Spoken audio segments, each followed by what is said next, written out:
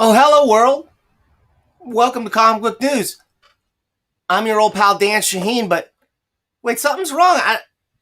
Something's looking weird. I recently contracted out my streaming and technical services to Latvian technical support, and I feel like they're unmotivated. So I'm going to see what I can do here wait a minute. Okay. All right. Okay. Wait. Yeah. All right. So maybe that was a bad idea, right? Ha, get it? Okay. Today, man, we're here to talk about bad ideas. We're going to talk about the bad idea, the biggest bad idea in comics. Okay, we're going to talk to Warren Simons and Adam Bang Freeman, a guy with an exclamation point in his name. Talk about bad ideas. I'm just kidding. Adam's an old pal. We've seen him many times on this show. I see him out there making waves with bad idea. I see people talking about this thing. I see ENIAC is coming out. You can only get it in, you got to be a select store. You got to get in. You got to be one of the picked stores. And how do you get picked? There's a mysterious rubric applied to some. How do we become bad idea stores? I don't know. There's a lot of confusion swirling around. And then, a lot of things I like. Variant covers. Every other comic launch, I like Peach Momoko as much as anybody else. Peach needs work, okay? But we don't need a variant cover on every single comic coming out there. So I like some of that stuff. I like their upgraded production values. I got to look at what they're putting out, and this is the way comics need to look today in 2021 if they're going to survive. They got to have higher production values. Maybe you perfect bind them. Maybe no ads. Maybe you put some nice quality content in there, some backup material that's actually worth looking at and reading. They're trying this stuff. They're pumping up the quality. And first and foremost, the creative teams that they're working with are proven track record, high quality creators. So, right, that is the core of how you build a great comics company to me. That's what you need. You start with the creativity and the ideas and the production values. You put those two things together. It's still really hard to survive, right? How do you get noticed in this market? And then, honestly, the writing is on the wall. We all know you're not making a comic book company to make money on the comics per se, right? I mean, you're going to make some money on the comics. But there's other ways that your intellectual property can be monetized, right? Okay, so everybody's got all these ideas. Because obviously, they want to make it hard to get their comics because they're sitting on crates of them that they want to unload on the back issue market, right? They're sitting on furniture made out of ENIAC #1, and they're getting ready to just dump these things on eBay at the peak of the market that they're manipulating. This is what people are saying. This is what people are thinking. And these are the same kind of people that just don't understand the business of comics and how it works. So I figured, let's bring in the people themselves. I talked to Adam. What is Adam?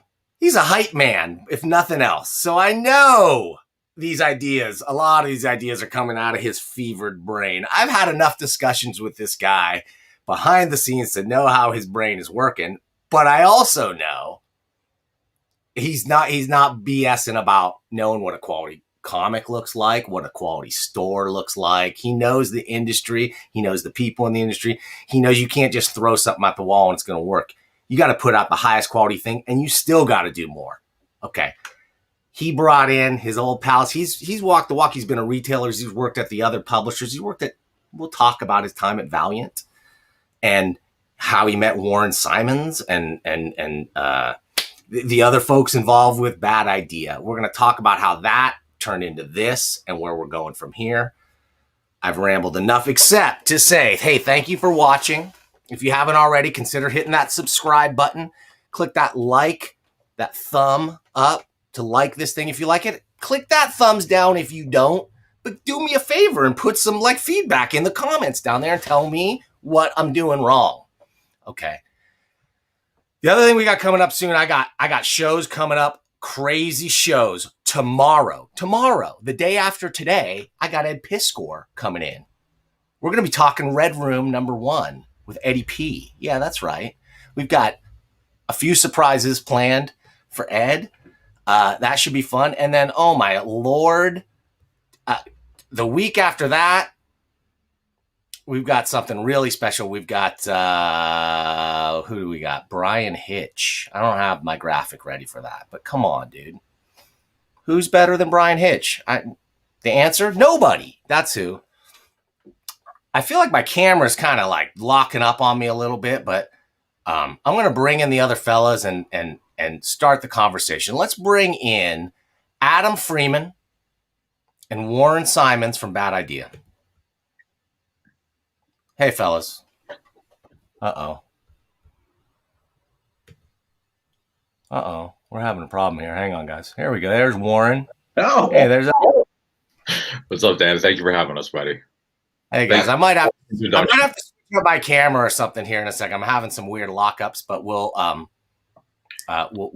do our best. Thanks for. That's okay, because I was just going to offer we could just put this off, and he and I could join the Ed Piskor or the the next week. I mean, the next two sound great, is what I'm saying. Hitchy did a couple of covers for us at Valiant. He's a monster. I'm a huge Ultimates fan. I mean, who's better than Hitch, man? I'm gonna tune in. Nobody.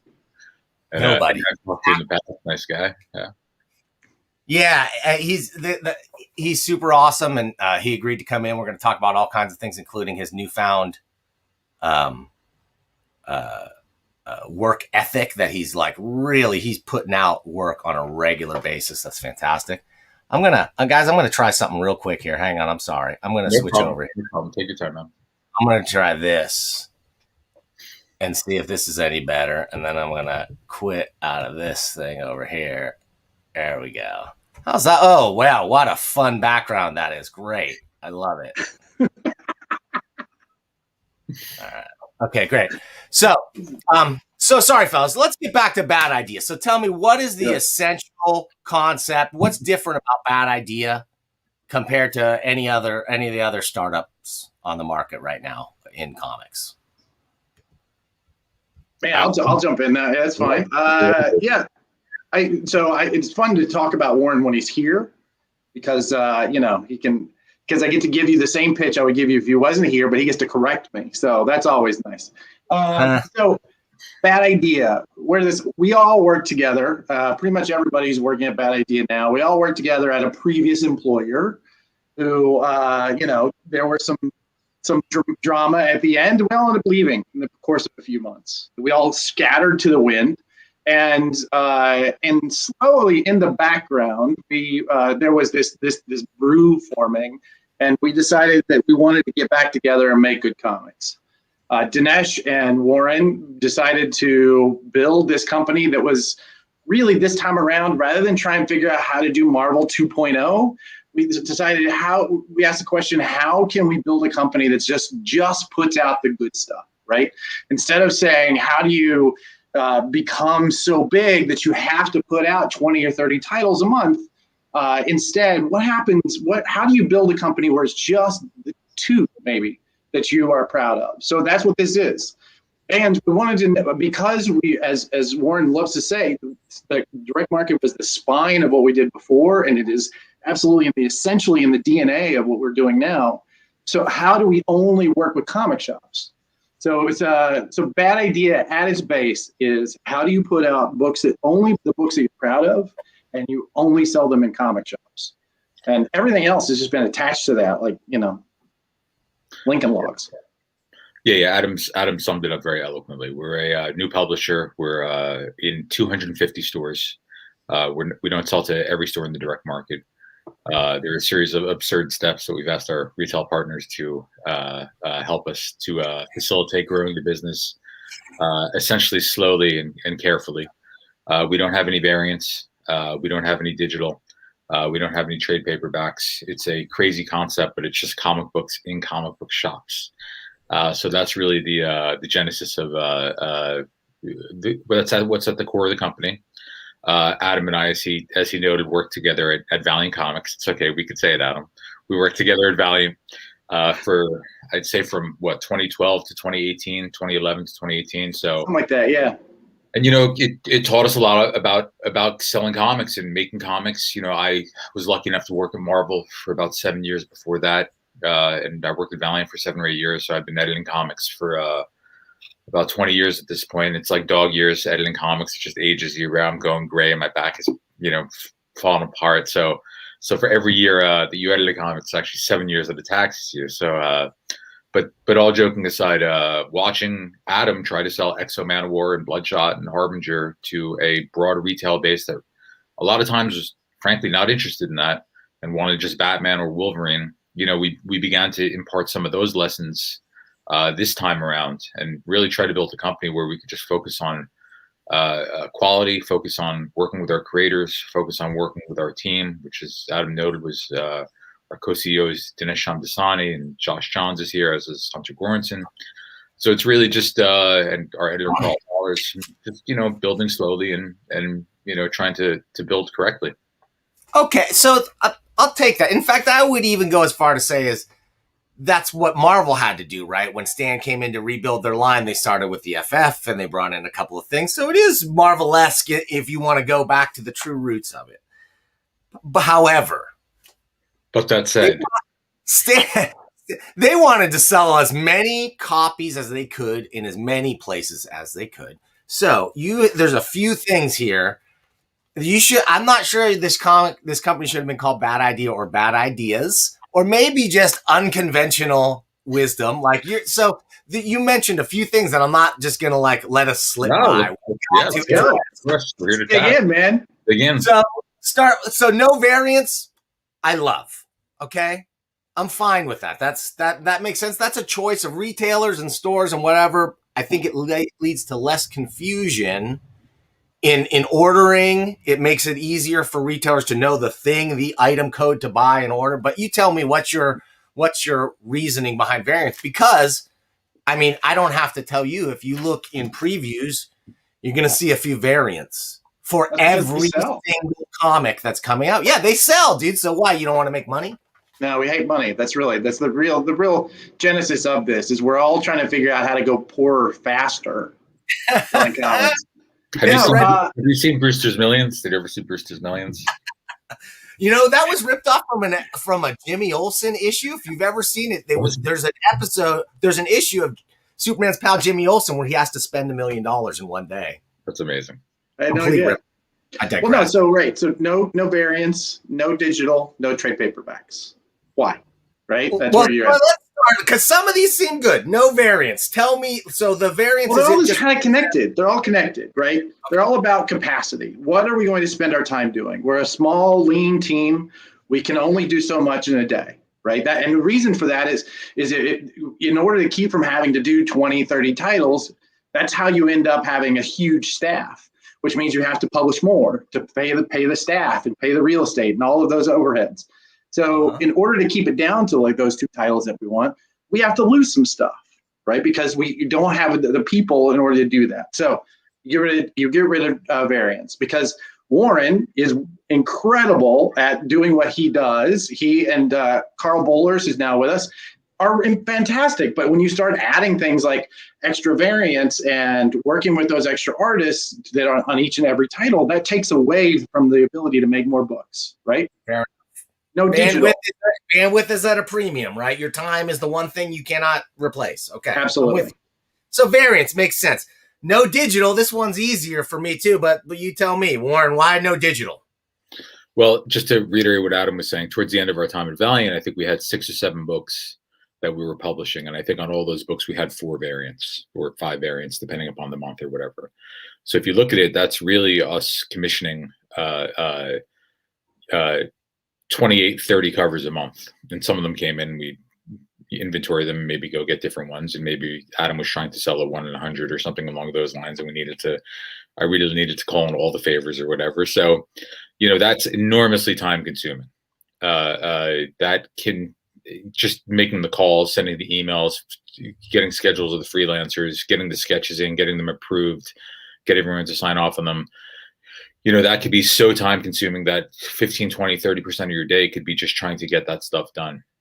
So in that Okay. regard, time is critical. As Adam was saying, all these are sort of interlinked as well. If you want to do digital, this requires now a whole other facet of your company. Digital is extremely minimal. What is it, 10-15%, Adam, at most, Yeah. probably, at most. Digital is great for browsing. I still go to the comic shop and I still buy the books physically. On occasion, if there's something I can't get a hold of, I will buy digitally. But digitally is it's not really built to convert customers. It's built to sort of fill in pieces of a collection that you can't have. And really, the genesis of everything that we're doing at this point in time is to build our business slowly. And really, the only way that's going to happen is by putting out the best stories possible, and then by having a aggressive group of people who will help us sell those to the consumers, will help us hand sell them to the customers who know their customers, who know they may be interested in this, who may know who a Matt King fan is or a Doug Braithwaite fan is, or maybe just read the book and loved it. The reviews on ENIAC have been exceptional. We're really proud of the team. We're really proud of everyone involved in it. But that's where we want our time and energy to be. I feel you on digital especially because the platforms involved like a lot of extra work to get your comic into that format, only to get your margin squashed down to nothing, and then to sell a minuscule number of units anyway. So that all adds up to working really hard for peanuts. Okay, no digital. That's a good idea. Like, forget digital. At least through the major platforms, that is a no-go. Okay, but so we cleared the first two. Cleared the first two so far. Come on, man. This is where you Let's go for three. This is where you start to lose me, but I think that you have a way out. So no trade paperbacks. Come on. Well, what does that mean? What does that mean? Does that mean never a trade paperback? We're not doing trades, man. We're doing individual issues. They're doing the thing that comic book shops do best, right? Look behind you. What do you see that comic shops sell that nobody else in the world that look behind you? I mean, your background. What do comic shops do better than any other outlet? Any other outlet, online or anywhere? They do single issue monthly comics. That's what they do really well. And that's what we're designed to do, is to create these moments where you come in and you get addicted to coming in, and you get at the repetition of coming in and dealing with your local comic shop. So that's one part of it. The other part of it is just dollars and cents. When you print trade paperbacks, you don't print if you're a store, you are ordering for new trade, you're ordering maybe 2 or 3 the first month that it comes out. And then if you decide you're going to keep it in your inventory, you order 1 at a time. Well, they don't get printed that way. So you end up having to print this massive amount that sits in a warehouse. So that's a ton of inventory, a ton of costs that you have to carry, right? So that is constantly on your books. And this becomes a 6-figure number very quickly. Yes. I mean, conventional wisdom, though, says that's the way to go because that's the evergreen item. And that, especially if you're not doing reprints, and maybe you are, I want to clarify, because I know there is a not first printing edition of ENIAC #1. But what does that mean? And why is there new content in there? What is going on, guys? There's a second part to the trade paperback question, which I don't want to lose. Okay. The second part is the big A, right? It's Amazon. Doesn't matter who you are. Are you Barnes and Noble? Are you Midtown? Are you, it doesn't matter who you are, how big your platform is. Amazon is outselling everybody else put together. So if you do trade paperbacks, you are committing to half of your sales going through Amazon. That takes away from the core of what we're doing, which is monthly comics and comic shops, because it takes the sales away from them. Amazon has not gotten a dime out of Bad Idea yet. Well, but I guess this is where I go, though. If you get into the pre-order model and stuff, like if you were in Diamond Previews, then you would know how many trade paperbacks at least the direct market wanted. You could use that as a gauge. You could print exactly that many if you wanted to. Economies of scale say that it's not really available to you, because you have to. There are certain numbers. I do know something about this, right? I've been the VP of sales of a couple different companies now. I can tell you that the volume that you have to print in order to make the economies of scale work out, mean that even if you do, just getting that minimum done means you're going to be carrying about half your inventory for who knows how long. Yeah. So And that becomes just a mechanical issue. Yeah, it's very interesting. You don't really think about it because most people like the indie creator who's creating their own trade paperback, they're like, sure, I put them in my garage, right? And like, I've got one.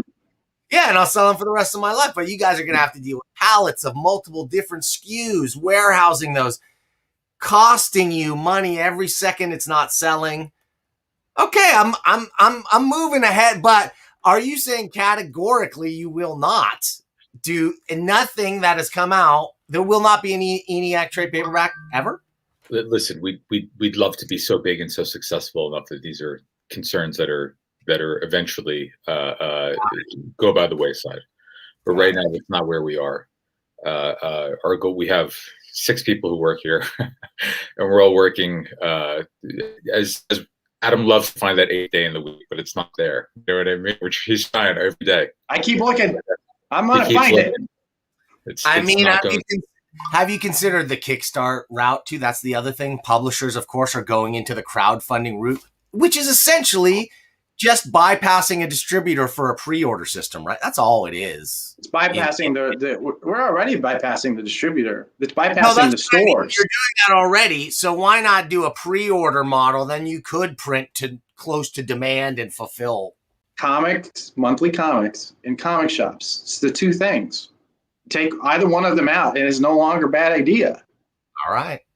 Fair enough. And I'm going to say I like it. I mean, I like it for now, right? Like I like the idea that you want to drive people into shops because that's not just a thing for you guys. It's a thing for those shops. It's a thing for the shops, honestly, even now that care enough.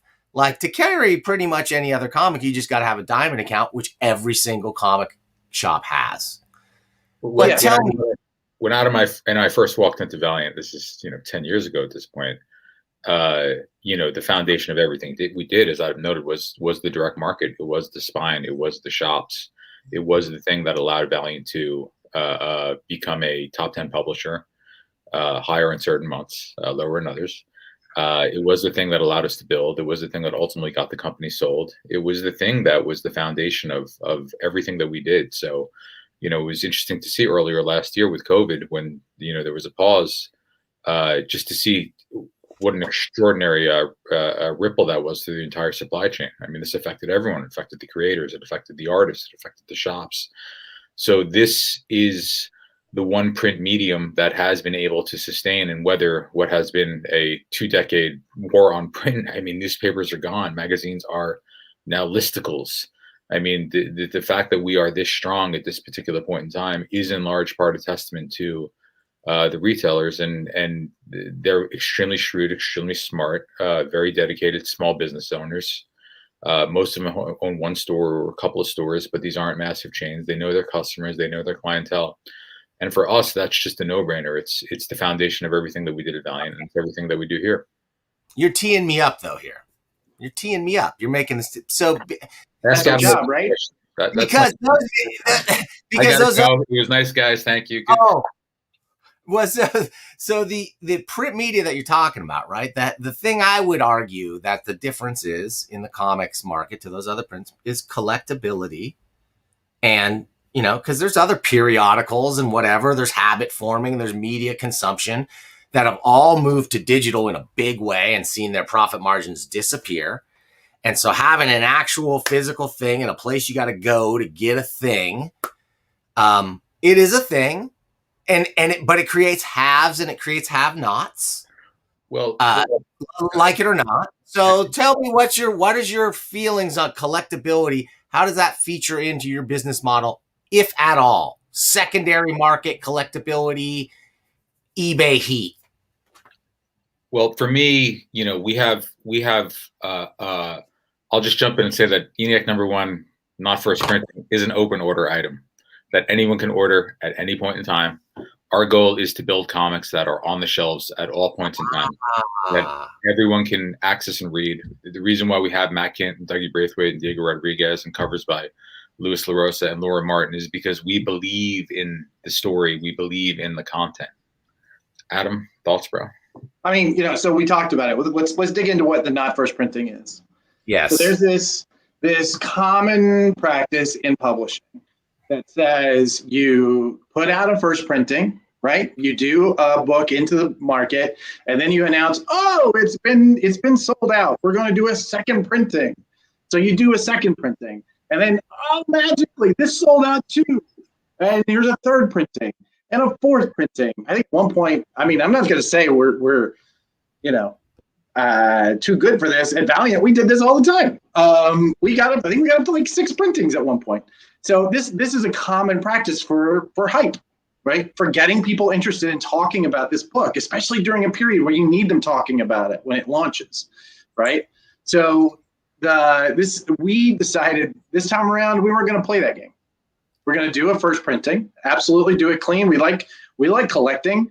We like comics. We all have comics collections, some bigger than others. Warren and Dinesh both way bigger than mine because I live in a Brooklyn apartment. But still, like we love collecting comics. The difference is that like we also wanted to make sure that people could read it. So we're doing a first printing. Once that's gone, it's gone. When that's gone, we're going to do a not first printing, which means it could be the second printing, it could be the third printing, it could be the 8th printing, but it's identical. So each time we go back to press, there's this understanding this belief in the fan community that you have to somehow designate. You don't. You just go back to the printer and say, just print it again. Okay, well, but here's a question. So here's a question though. ENIAC number. So that sounds great. Okay, and I'm at store. I'm buying in. I'm like, okay, I'm gonna order. I'm going big on ENIAC. I'm buying.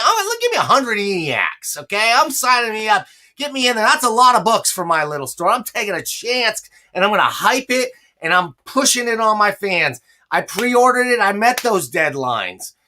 Here comes ENIAC number 1 first printing. Wait, how many did I get? And why? Well, everybody's asking me to ask. This is on ENIAC, right? So if you were on ENIAC, you would have gotten out of that 100, you would have gotten 51 first printings. And the reason for that is I've got a copy right here. Okay. The reason for that, this is a first printing of ENIAC. Yes, I have one. Get over it.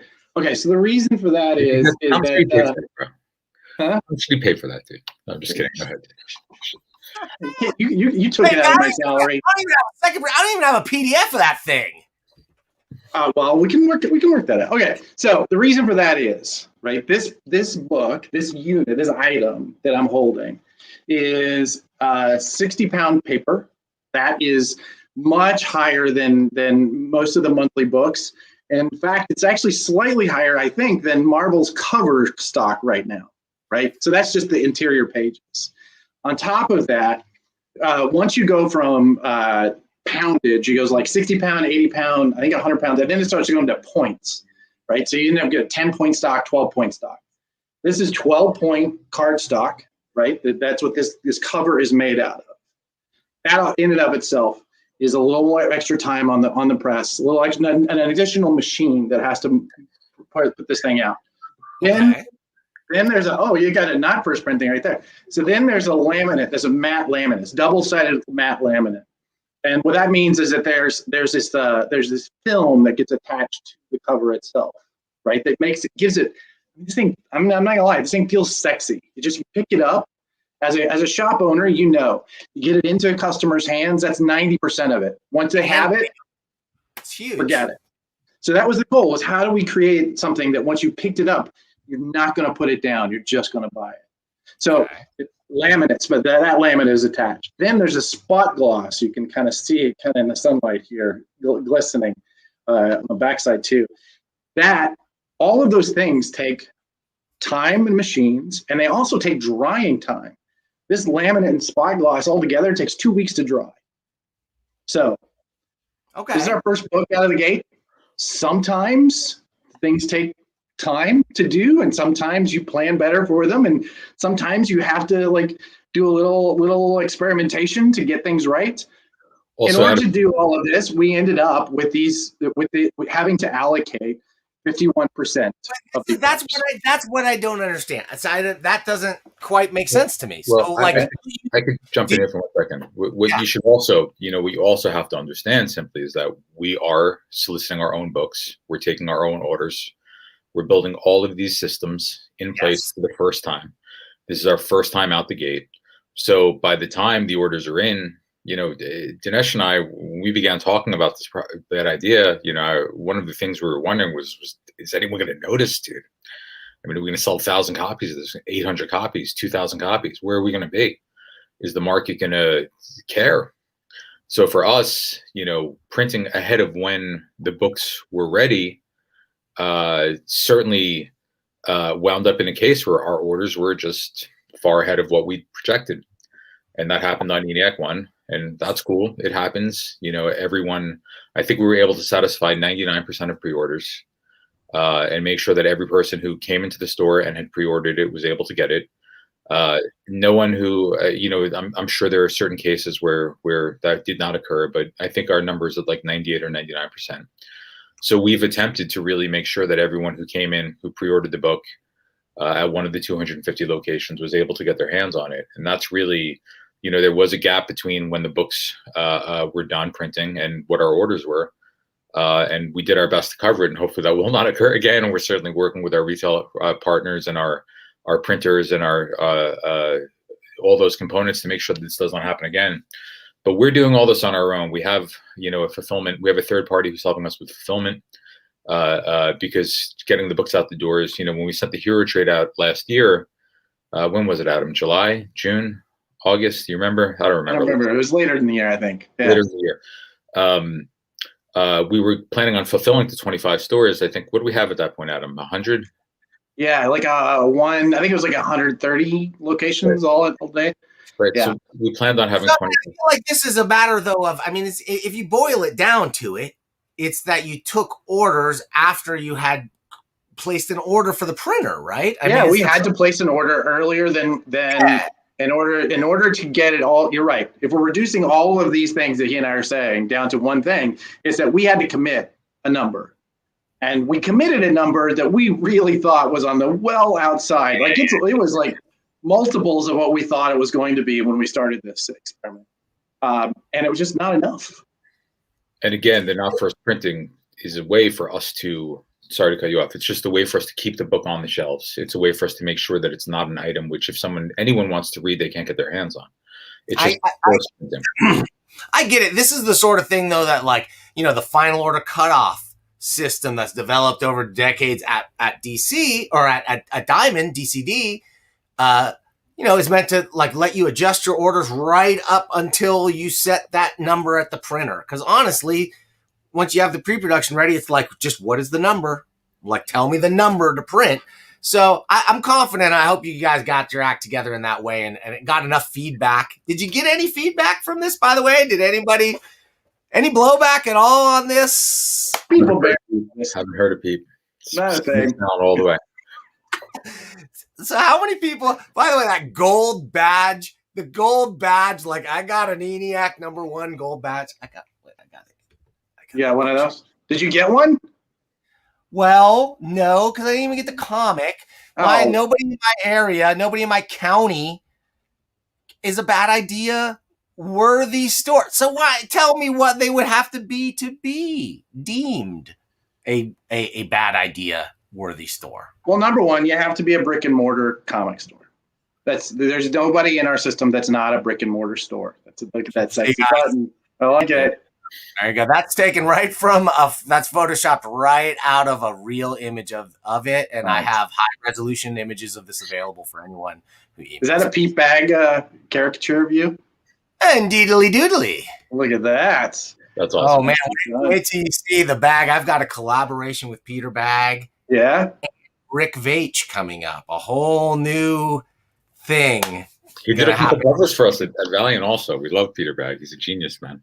Absolutely. Yeah. He is. I've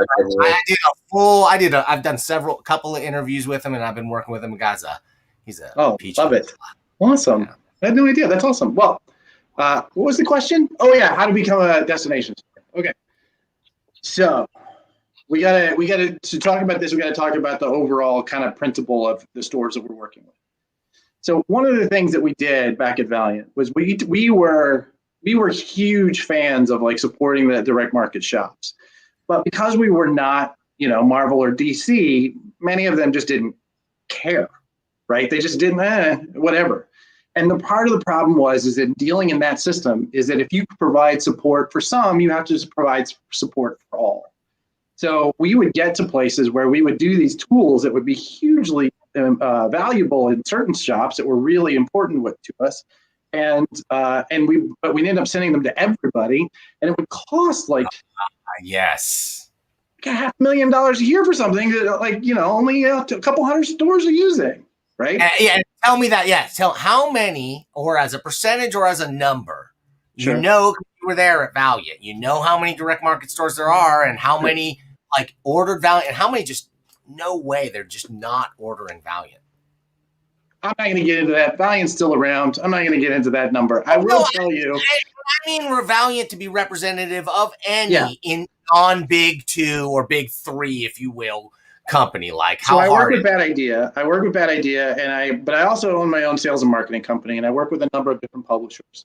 And I've now worked with well over a dozen publishers in my career.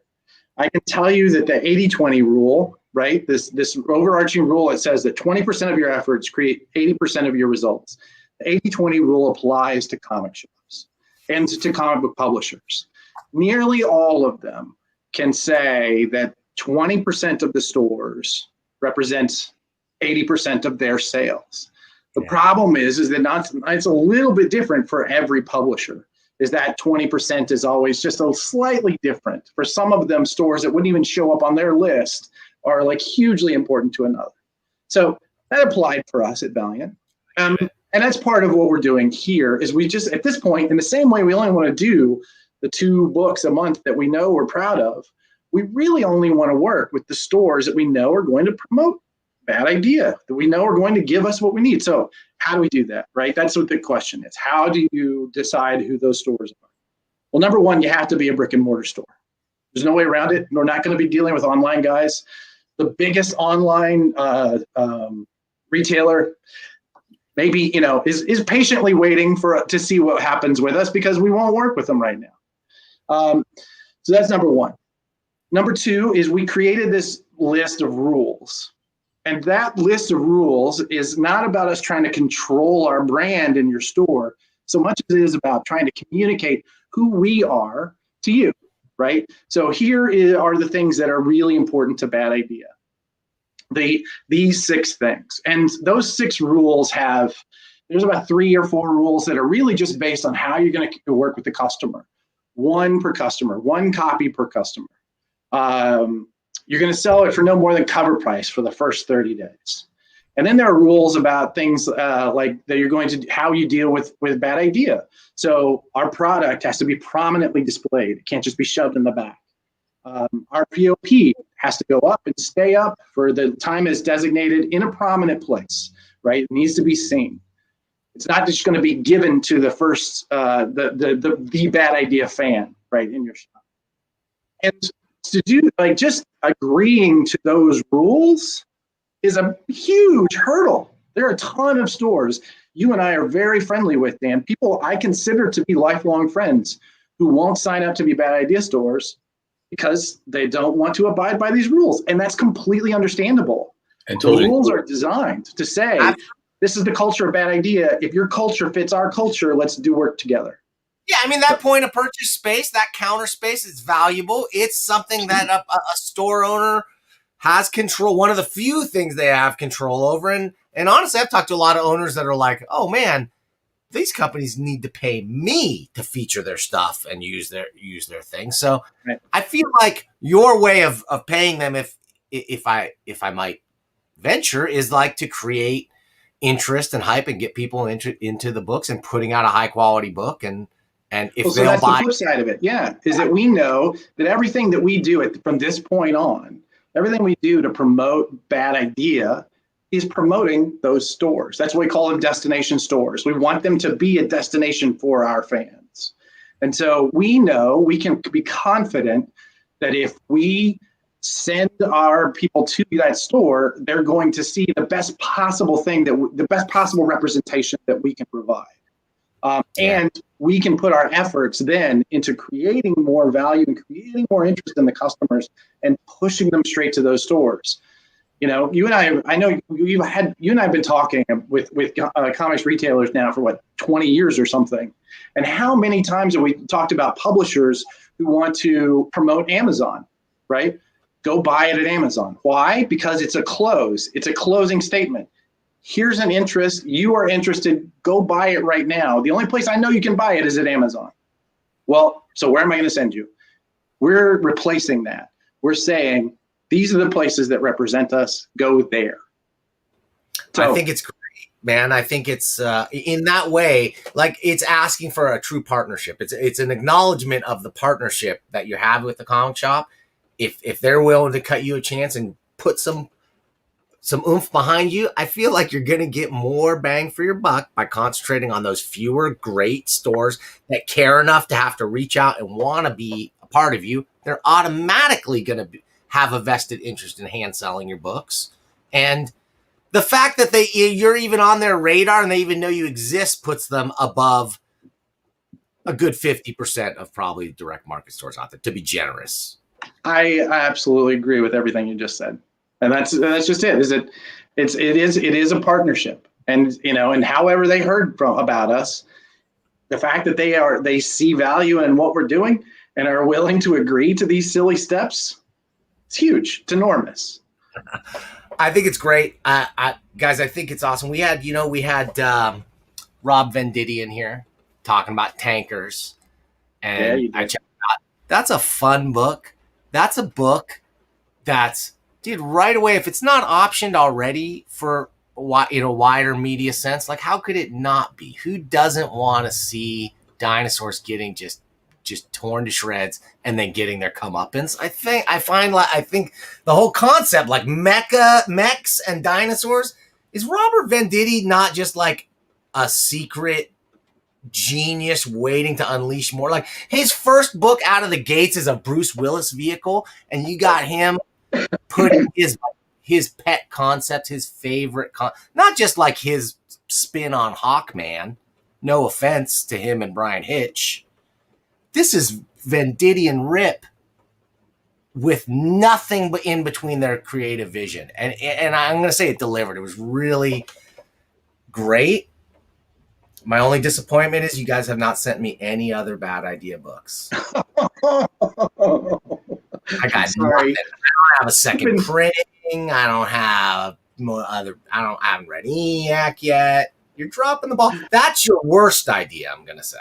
Do we mention there's like 6 of us? Right. I mean, that's that. I mean, we'll fix that. We'll get right on that. All right. We will. All right. I believe you. The Dan Shaheen program immediately, bro. I believe it. Well, let's just say I've got a stack of books right here from some of the most famous and important publishers in comics, who produce some of the highest quality works by the very greatest creators in the industry. They are shipping me boxes of books to review on the $1 Million Comic Cam, and I'm gonna deliver. Speaking of which, I gotta hype the $1 Million mailbox. If you out there and you're not a multi-million-dollar conglomerate company and you want your comics to be on the $1 Million Comics Cam, where do you send them? Where else but the $1 Million mailbox? P.O. Box 1163 in beautiful Arcata, California, 95518. You send them here. Me and Larry are going to look at them. I've literally got a stack like this of the highest quality books you can imagine to look at. So please send those in. I'm writing the address down right now, dude. Awesome. You and Larry, is that Larry Young? Do I remember seeing you guys working together? Is that right? Oh, me and the Lair Dog right here. God. Awesome. Another bag original. Well, one's an original, one's a modification, but fully licensed. I'm sure. Now, this has been where the show is shifting into, and then there's a new thing that's coming soon, Adam. I'm going to hit you up for. I might have teased you about Mother Box. Oh, okay. And what is I'm about 3/4 of the way through the Snyder cut today, so I'm all in the mother box. I'm all in. Ooh, yes, I know, and I didn't get time the release. I've got a little something, folks, called Mother Box. I can't tell you anything else, So excited. but it's gonna be freaking fantastic. And speaking of fantastic, guys, tell us what's next on the pike. So you've got Bad Idea. So we've had ENIAC is #1 has been released. We've got Tankers #1 in the pipeline to be released. What, this month? Tankers #1 will be on sale, I believe, April 7th, Adam. Yeah, April 7th. The idea is, as you noted, is oil companies have discovered time travel, and they send a crew of their in-house security detail to go back and deflect the comet that killed the dinosaurs 66 million years ago. So there'll be more oil. We're running out of oil. We've got 50 years left. If you're an oil company, you want more oil. So they send them back so that dinosaurs will grow for another couple million years, and their oil supply will increase. It's written by Robert Venditti, who launched Valiant for us with Exoman, and we're #1 back in 2012. He's done a ton of event stuff for us at Valiant. He's one of the great guys in the industry, just an absolute, just wonderful human being, and an extremely talented writer. As you noted, Surrogates, one of his first books out of the box, became the Bruce Willis movie. And Juan Jose Rip's drawing it. Rip is just an absolute monster. He's incredibly talented, incredibly fast, and he draws people machine gunning dinosaurs to death better than I think just almost anyone. So and we've got colors on this one by Andrew Dahlhaus. So we think this is real good. Today, orders are closing for Whalesville and Rocks and Minerals, Whalesville by Rocks and Minerals, Whalesville X Rocks and Minerals, however you want to pronounce it, which is Adam Polina and Matt Kint on our A story. This is a 72-page issue, I believe, Adam. 74, 76. That's correct. All day. This is 72-inch. I think we're done. No, we're not going to talk about that yet. Massive book. It's a beauty. It's a 72-page book. The first story in it will be Whalesville, which is an awesome story about a little boy who gets swallowed up by a whale and gets into the belly of the whale and discovers that there's a whole town there filled with little sea creatures. And it's kind of like a Miyazaki, Pixar-ish kind of a journey. What we discover is that the boy is the son of a whaling captain, and if he doesn't get out of the belly of the whale, the whaling ship is going to kill the whale and kill everyone in the town, probably him. So it becomes a little bit of a race against the clock. It's by Matt Kint with art by Adam Polina, who's just an absolute monster. And then we have Tony Millionaire joining us as well. So we've got Matt Kint and Tony Millionaire doing a book called Rocks and Minerals. I love Tony. I've been a huge fan of his work since I was reading it in the back of the New York Press in the late 90s. Mackey's just an absolute brilliant guy. And Matt Kint wrote that as well. So we've got 2 stories by Matt and just extraordinary art coming up. And that's going to be coming down the pipeline as well, along with ENIAC 3, Tankers 2. We've got a bunch of good stuff coming. Oh, but man. It should be noted before he gets too far in. If you're a Bad Idea destination store, or if you're shopping at one, today is the last day to place your pre-order. So today's the order deadline for Whalesville and Rocks and Minerals, and for ENIAC #3. So, oh my God! If you call your store today and reserve a copy, if you pre-order the copy today, you are guaranteed to get it. There will be no problems. That's right, no problem at all. Very simple. Where would that list be, Adam? What stores, do you know? If you go to whereisbadidea.com, you can actually sign up for a request a subscription from the store of your choice, and we will pass that request all along to the shop so they can set it up in their personal systems. So you guys don't do direct sales either, direct to consumer? Nope. No, we don't. But because that's going to take your eyes off the prize of monthly comics in the comic book stores, right? Have I got it yet? Have I got it? You got it. Okay. You can take over my job now. I could use a replacement, man. It's been a long stretch.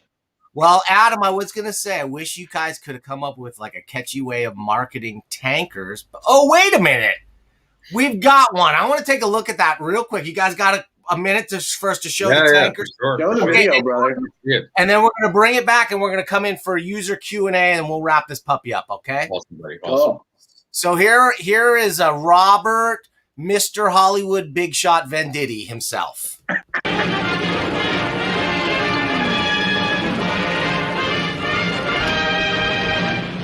Hi, I'm Robert Venditti, professional comic book writer, and I want you to know about the new Bad Idea comic book series, Tankers. As the world well knows, I'm what's called a method writer. That means before I begin a project, I don't just study the material, So to take a deep dive into the subject, I came to the one place on Earth where I can operate mechanized combat equipment, dig for oil, and shoot dinosaurs.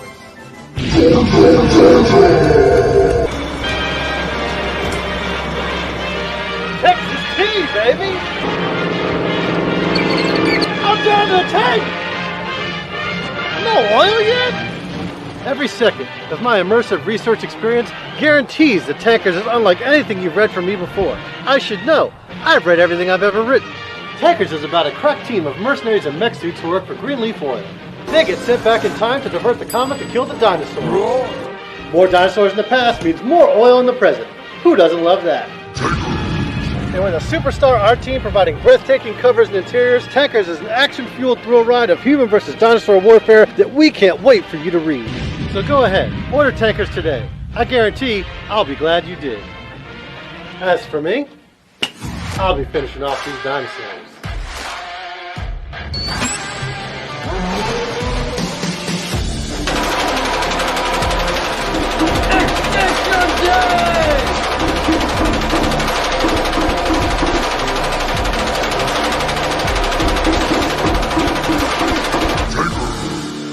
Extinction Day!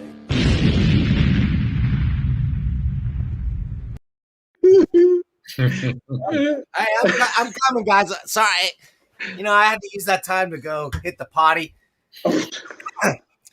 I'm drinking my pamplemousse, and gotcha. too many of those right before the show. Well, too much pamplemousse. Bad idea, right? It's a bad idea. Too much pamplemousse. So I just want to point out, I don't think it gets really noticed a lot, is that when he shoots that 50 caliber machine gun at those plastic dinosaurs, he's actually shooting real dinosaurs because dinosaurs are made of plastic, which is made of petroleum, which is made of dinosaurs. What? I know, right? Your mind is just blown out of the top of your skull.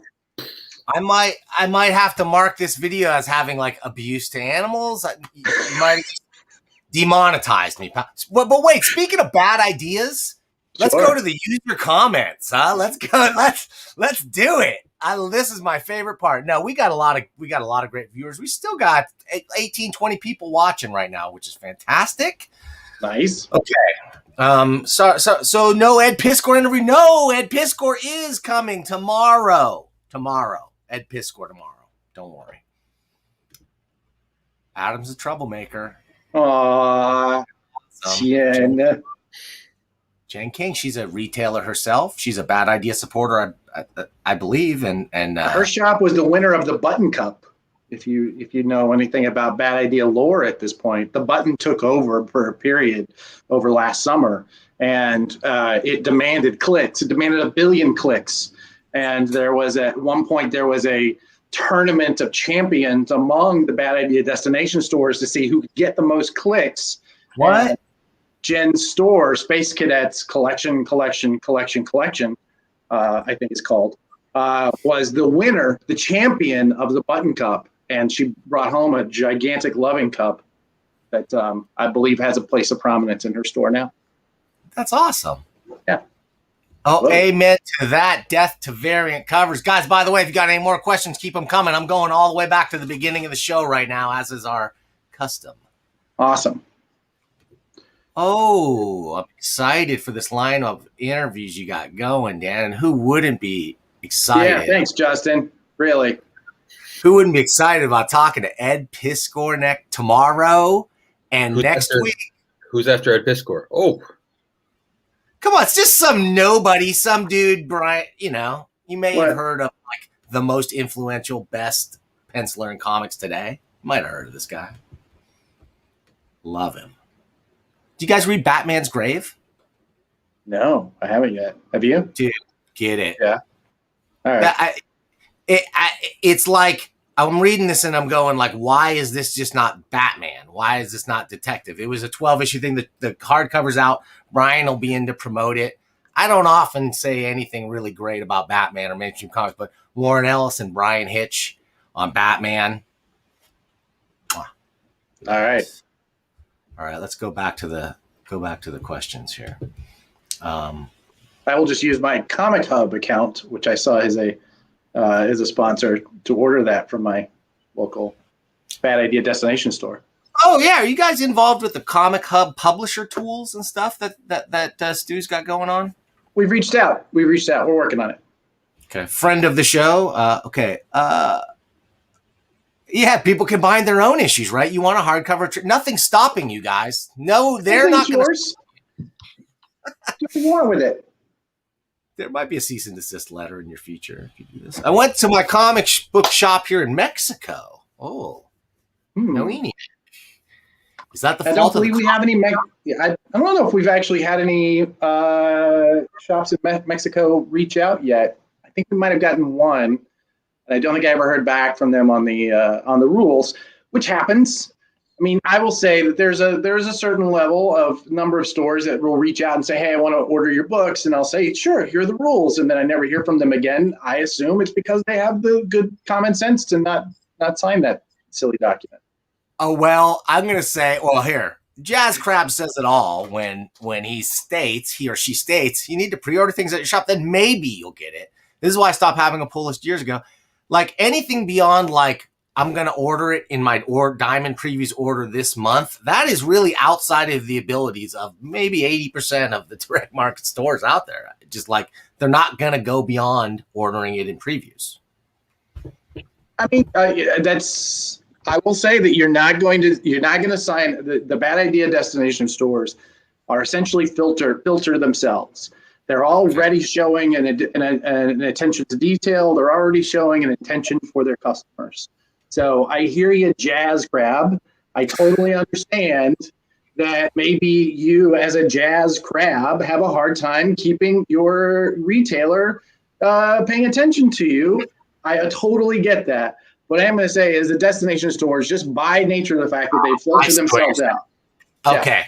So if they even have the ability to order one of these comics, they have a vested interest in ordering it. They're going to deliver on this thing. So seek out where is Bad Idea and find that store near you. And all of your buying needs, right? I think it's a good idea to just go find a destination store and set up your pulls there. Well, but if you're like me, you don't have one geographically. What are you going to do? You got to seek out those. Will mail order to you, right? They will mail order it, and as Adam's noting, look, as we've noted, a couple times here, it's totally cool if the rules and whatnot are not for the shop. We're not trying to force books onto shelves. We're not trying to sell to 3,000 retailers. We're not trying to force the wares out. I mean, if you're invested and you want to do it, we're excited to have you. And it's been great to date. But if any of the shops in our network, many of them, there have been a couple of Twitter requests where, can anyone fulfill this? I don't have a shop close to me. We understand. All those shops will send. Most of the shops will send the book via mail order. So the shops, it's easy to get a hold of the books if you pre-order them. Speaking of high quality production values, a good old friend of the show and cartoonist himself, Peter Conrad, notes Matt Lamont is clearly a secret identity name. I think it's a hard-boiled detective. That's awesome. That's true. We put 8-page backup stories, the B-sides we call them, in every back of every book. If we don't do one called Matt Lamont soon, Warren, I just don't know what it is we're trying to do here, man. I just think I feel like can you have a trusty canine pal Spot Varnish? Great. Spot. Last page reveals last name is Varnish. Love it. Sorry to interrupt you for that. His trusty sidekick Die Cut. All right, now that's over the line. I'm sorry, I'm not gonna. We've got a short story coming called Hank Howard, and I feel like Hank Howard would be a good foil for Matt Laminate. We got to get these two head to head, do a little face-off thing. Hammer of Doom echoes my sentiments. Give me free stuff, people. Send me your comics for free. That goes for you big shot publishers and you small indie guys and everybody in between. Send me free stuff. I think it just goes to you built a platform upon which to say, give me free stuff. If Hammer really does want that, he needs to do that. Everybody else pays, Make pays it happen. Any free comic book day books from Bad Idea? Great question. Oh, wait a minute. Free Comic Book Day trademarked this week by Diamond Comic Distributors. So the only way you're going to get involved with an official Free Comic Day logo, you got to be a Diamond store, right? That's correct. We're not currently distributing through Diamond, so we won't be handling Free Comic Book Day this year. We have, we built Valiant up to be a gold level sponsor of Free Comic Book Day. So yes, we've gone down that route. It's a huge event for us. We will all be in shops, close to shops as its safety will allow on Free Comic Book Day, but there won't be a Bad Idea book this year. Okay. There is going to be a Fantagraphics Red Room Mature Readers free comic book, if you can believe that one. Nice. All right. Or Halloween Fest, same deal, right? Okay. Yeah, yep, same deal. Ooh, another pal, friend of the show, and maybe friend of yours, Ryan Clater. I can't imagine Warren remembers this, but I was a Marvel intern during the summer of 2002 or so when he was working there. Hey, Warren. Hey, Ryan. How are you, buddy? That's awesome. Any chance you remember Ryan at all? I'm going to be totally honest here and say, I think I do. Yeah, I do.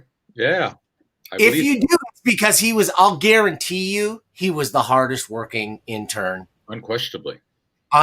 This guy is, I don't know if you guys know Warren. I've had him on the show. I've had him on the show before. He's a cartoonist. He's an illustrator. He does his own custom neon. He makes his own custom watches. Does he do prints as well? Does he do prints? Yes. And his 7-year-old son I don't have the URL here, but just launched his Kickstarter for an anti-bullying comic that he drew. Cool. And in one day, his goal was $20, and in one day, he smashed through the $5,000 barrier in a day. Nice. Yeah, it's really fantastic. We're gonna have him on the show too. He's him or Brian Hitch. I might bump Hitch for a 7-year-old. I think that's reasonable. Son, okay.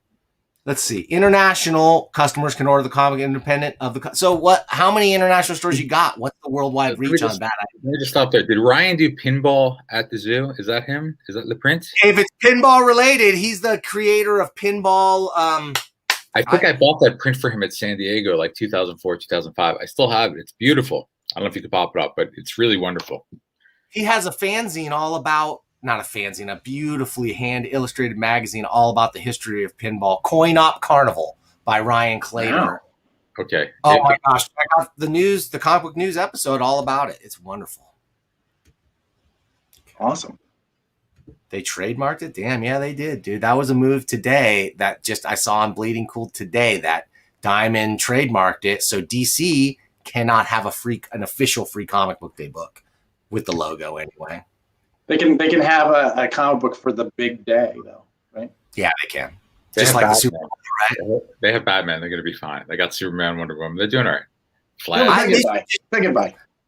They just need a smiling Joe Field on the cover. That's what you do. Just put a thumbs up with Joe. Friend of the show is going to be on the show soon again, too, to talk about anything except Free Comic Book Day, because that's all anybody ever talks to him about. Joe's about it. He's a destination store. Of course. Okay, ENIAC was an awesome read. Can't wait for issue number 2. Great job by promoting the book with quality paper. And I just want to bring it back to the fact that the production values all around are great, including the lettering, and right down to the space. You know, some people really care about letters and the space between them, and those folks just want to watch the world kern. I knew it was coming. I knew it was coming, and it still hit me like a ton of bricks. Got to give props to my guy Dave Sharp on that one on lettering. Dave Really, but really, it is the thing that sets apart what is a pro book from a non. Like that's the tell on most books, because a lot of guys can draw and a lot of people can like whatever, but then they just for some reason they don't realize you shouldn't have those things on your eyes. You know what I mean? You got to pay attention to your font sizes and your spacing, or it's ridiculous.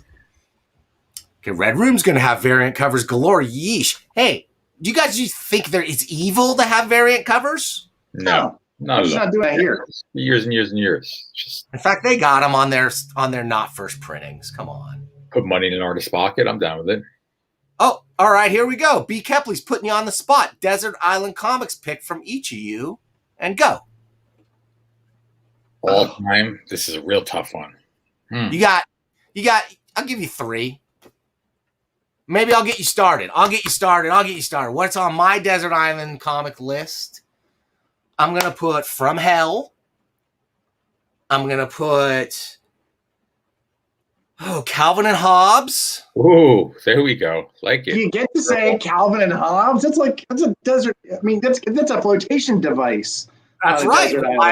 That's what you want. So From Hell, thick book, Calvin and Hobbes. I got to get a lot of reading out of it. And then third, I'll take maybe Akira, all 5 volumes. But I need all of them. Adam, what about you? You could pick a whole series if you want. Well, I'm gonna say Cerebus, because all those phone books together make a nice bed on your desert island. Totally. Very comfy. I don't know if you remember they had that squishy paper stock that you just like. That's just luxurious, is what that is. And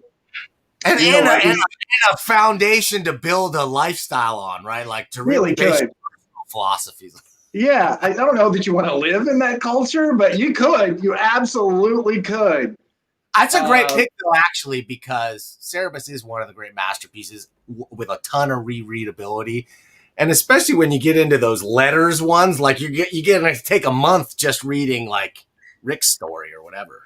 And I would never be able to sign the document that doesn't say that Dave Sim is not a crazy person. Would not sign that, but it is an incredible read. I am legitimately though. I'm gonna put Finder on there. I'm a huge Carlos P. McNeil fan. Yeah. Right.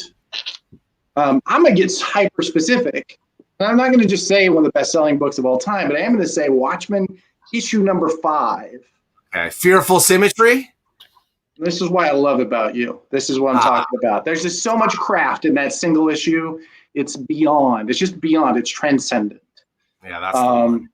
I don't know if I can pick a third one. Maybe Love and Rockets, just because you get a nice like blend with all the brothers.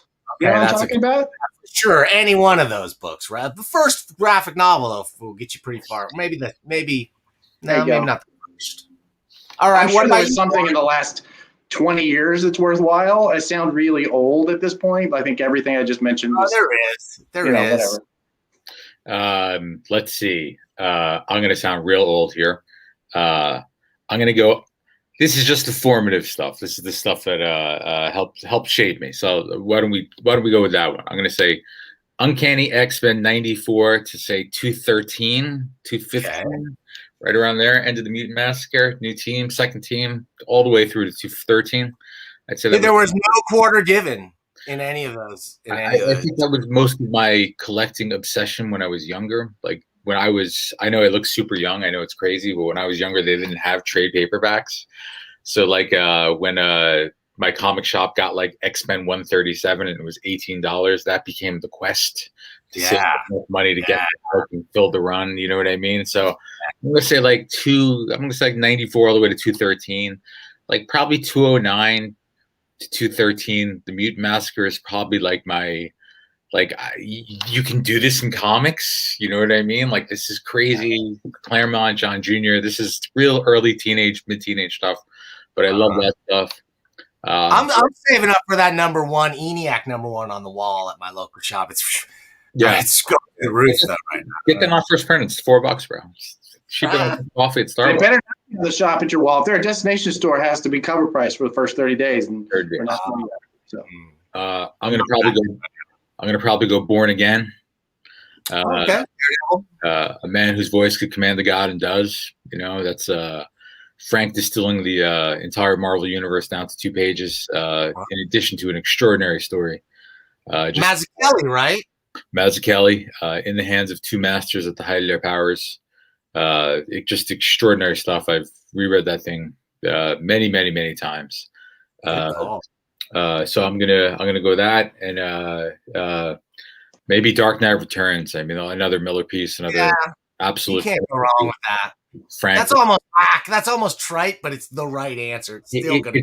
It's Frank and Klaus and Lynn, and it's just I revisit that. But this is like or 80s. I'm old. You know what I'm saying? I'm old for this earth. I understand it. That's. I'll tell you though, that's still that book. If you go today and you go like, I got to start a graphic novel store today, and you start your list of what graphic novels I got to carry, Dark Knight Returns is there. It's in the top 5 if it's not number 1. It's there. Yeah. There's I'll skip everything I worked on, but I got some highlights there as well. But that would be Adam would accuse me of being pretentious again. I don't want to have that. Oh, Ryan Clater chimes in with the URL tinyurl.com/comics. See, Ryan, smart, concise URL. Go there, buy this thing. It's lovely, by the way. Even the Kickstarter description and stuff in there is fun to read, and like you'll enjoy just looking at it, even if you are a cheapskate and can't chip in $3 to help a kid. Come on, you cheapskates. $3. Come on, let's do it. Cough up the $3 for the digital or the 5. I only buy like print comics, so I coughed up $5. You go to Starbucks, get a large latte, but you don't even think about it. But for $3, you can't ship in $3 for Ryan. I mean, come on, step it up. Pinball 2. That's your print. Yes, I have that one. It's awesome. We'll have to look for that. Beautiful. Okay, we've got more people about Mexico. Like, just guys, keep expanding the international reach, right? Like, nothing stops any store from any country. You don't have any international export restrictions or anything, right? No, not at all. In fact, here instead, I'm going to change my little display name to my Adam. Okay. Hang on, I'm doing this right now.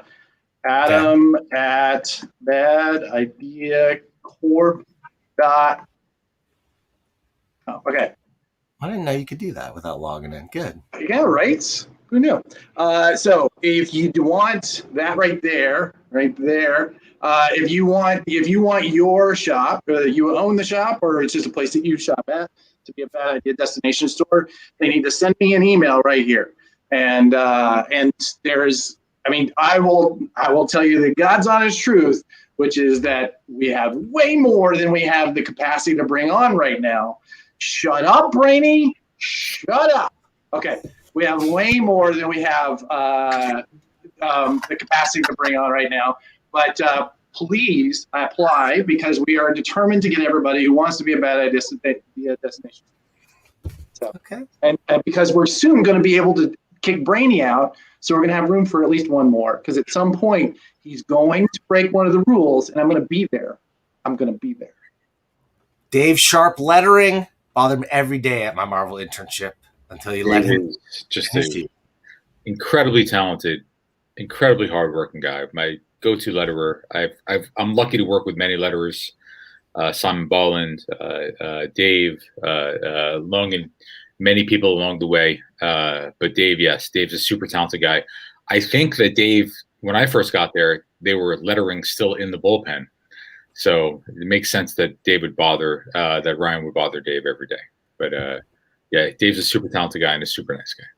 I say Ryan yearns to Kern. All right, my Desert Island comic list: Strathmore 300 pencil and a nice brush pen. All right, you snob. We got. Come on, Peter. Show me some comics. Mail me some comics, and Peter, put your pencil where your mouth is, huh, pal? Send me some free comics. That's not very hygienic. Don't put your pencil. That's kind of gross. Hey, Adam, do you know when Diamond will be sending out the next batch of ENIAC #1 NFPs? That's a great question, guys. How are you? Yes. Go on the record. Will Bad Idea support non-fungible tokens? NFTs? We're focusing on NFPs for now. We're focusing on NFPs at the moment. Yes. We're having a hard enough time keeping the NFPs coming to the shops. Let us focus on that for a little while before we focus on the NFTs. There are many already in the system. Every order that is actually in the system at this point. So they're filtering through. I love you guys. It's good to see you. Your name anyway. What do these guys think about if people say, why should I buy a comic made by what? I heard the dumbest, I'm going to say frankly, the dumbest criticism of Bad Idea that I saw out there. What's the that? dumbest thing I've read. It's like, how do these guys launch a comics company in 2020 with only 2 creators of color? I have to say that is the dumbest, as if that was even on any of the criteria of how you're choosing to pick a comic. It just doesn't really make any sense to me that this is a concern. I felt like no, it's okay. I mean, what I'll say just simply is that obviously diversity is a great strength of any company. The more diverse a body is, the stronger it tends to be. That's just nature. For me, we're publishing 2 books a month. We do have numerous creators that are not just white guys, old white guys like me. But I think that obviously having a more representative and diverse industry is certainly, I think, paramount. And I think that a tiny little company like ours is, it's more difficult to have a sea change and really push the needle in one direction or the other based on the fact we're doing 2 books a month. But we're proud of our staff and our freelancers. We think we have a pretty diverse team here. Obviously we can always improve and strengthen that, but I just lost you for 1 second. I don't know where you went. Can you guys still hear me? Yeah, we hear you. We hear you. But it's obviously we're a tiny little company, but it's obviously something which is extremely important to us. Okay, Dream Days CFG asks, will all of the various NFPs contain extra material like the ENIAC? So it's not a first printing, but it actually has new material, not in the original. So there's a reason for, if you've got the original one, maybe you might want an NFP and not first printing. I really was confused for a second and thought they were talking about NFTs, by the way. So what's the deal with the extra material? How is it, Well, I'd like to point out that I don't know which of that beautiful couple is doing this today, Dream Days, but they are a Bad Idea destination store, and they know how to find me to ask these questions. They don't have to come on your show to ask these questions. I'm glad to answer them. Well, what's the answer? The answer is it's looking that way. Yeah, you keep an eye open. We like surprises. Like, one of the reasons that we did Bad Idea is that we're a bunch of people who like experimenting. We're tinkerers, right? We did this at Valiant. In many ways, a lot of the things that you're seeing in the industry right now are stuff that we're the vanguard on, if not the first out of the gate. So I think that we like to experiment. We like to tinker. And so I'm not going to say any hard and fast rules about pretty much anything right this second, because we like to tinker. We're going to keep tinkering. And tinkering makes it exciting. It makes it fun. We also all like games, right? We all like there to be a rule book. So we want them to be like, they said this, they're going to do that. I mean, those things are true. Yes, we're going to stand by the things that we say. We're also going to be careful about the things that we say, because we know we're going to stand by the things that we say. Yeah, sorry, go ahead. In this particular case, we have a handbook entry in the back of everything that's in the first issue of the first printing is in this not first printing. In the not first printing, we have this silly little handbook entry from a new character that we've created called Billy Kicks. It's very much an homage to not Billy, but the handbook entry itself is very much an homage to these awesome Marvel official handbook of the Marvel universes. I've got a stack of them on my desk right now. It's very much a Marvel kid growing up. I memorized these, so it's sort of a love letter to Grunwald and the 1980s Marvel editorial team, and just the amazing, insane goofiness of the handbook entries, where you just have the Skrulls and Galactus and just the entire universe pouring out in 2 lines. So we'll see, as Adam said, no hard and fast rules, but that's the only difference for this particular printing. Alex Grand over at Comics Historians just put out an almost 8-hour-long interview with Jim Shooter yesterday. Okay. What? And he goes, yeah. And he goes deep into it's just the entire breadth of everything Shooter.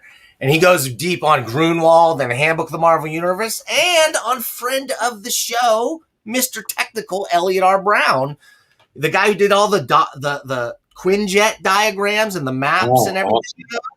Okay, he's a friend of mine, a friend of the show. We've done a couple of episodes, and we got crazy stuff planned for this year, too. It's going to be awesome. Cool. All right, we got one more quote, and then one more question. We're out of here. Oh, your old pal Brainy says, I don't know what you're talking about, Adam. Whatever, Brainy. I see you, man. I see you. Okay. Dream Des says, thank you.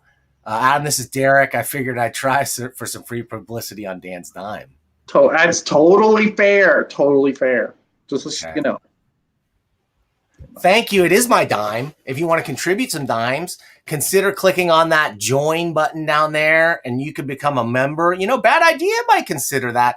To become a Gem Mint 10 subscriber costs almost nothing compared to the incredible value and high profile that it will bring to your publishing venture.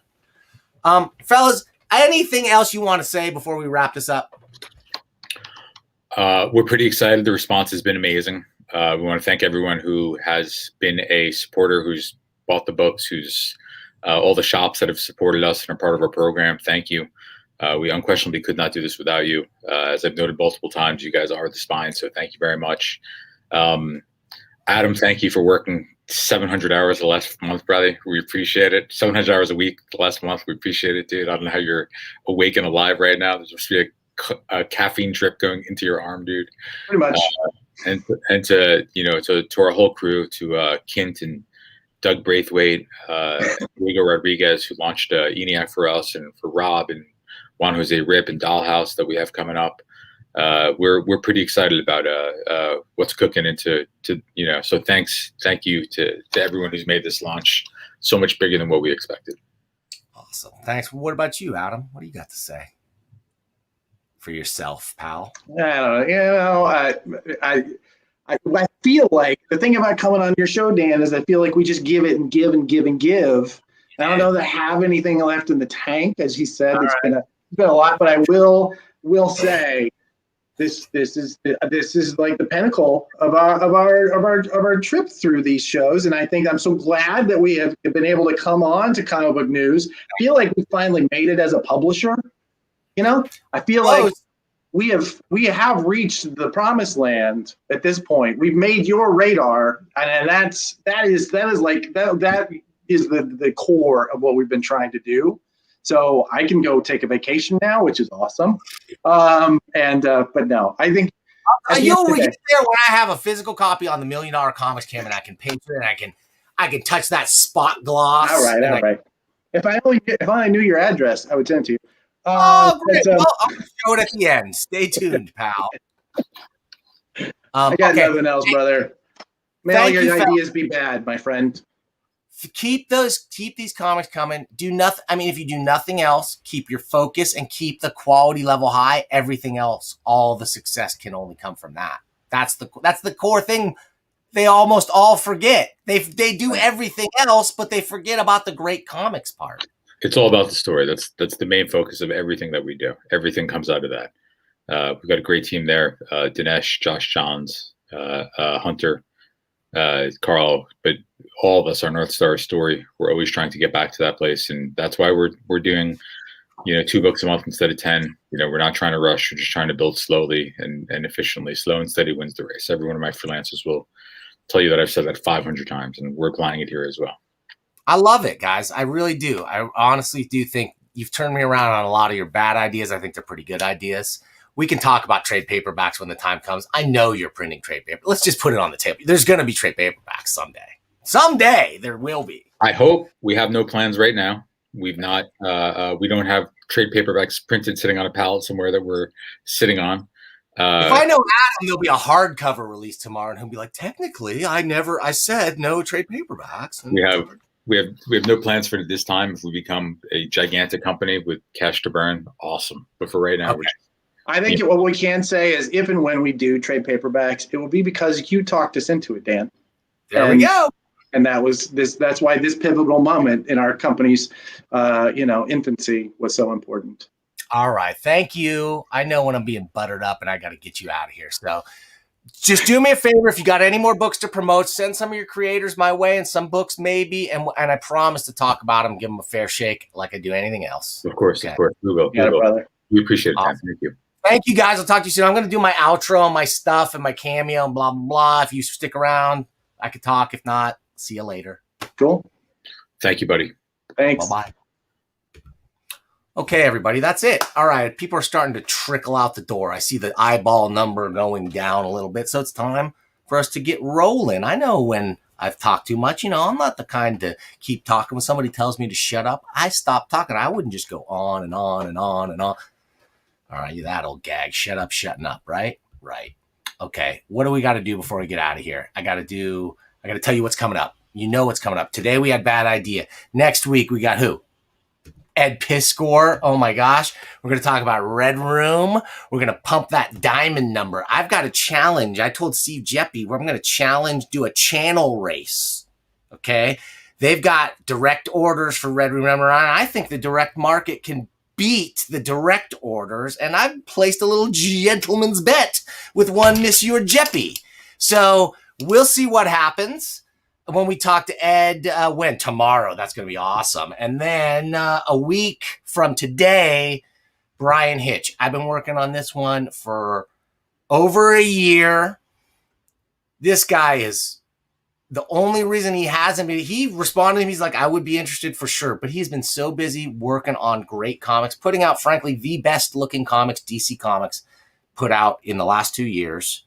And just dedicated to working on just being a pro's pro. He's already a great draftsman, but he's like decided he wants to be a pro's pro as far as delivering a quantity of pages and delivering on time and everything else. I love it. I'm going to talk to him about that work ethic, about his amazing influence, and about maybe how he's even a little underrated outside of the people that really know about the Ultimates and comics and where all the stuff we see in the MCU came from. Anyway, it's going to be fantastic. Can you tell I'm a Brian Hitch fan? I'm a fan, all right? So we're going to do that. It's going to be fantastic. And we're going to see you. But when? When are we going to see you? When is the next time we're going to see you? The next time we're going to see you, of course, is going to be... Oh, and don't forget to wait for the closing cameo at the end of these credits. And those credits are going to run as soon as I tell you that we're going to see you next time.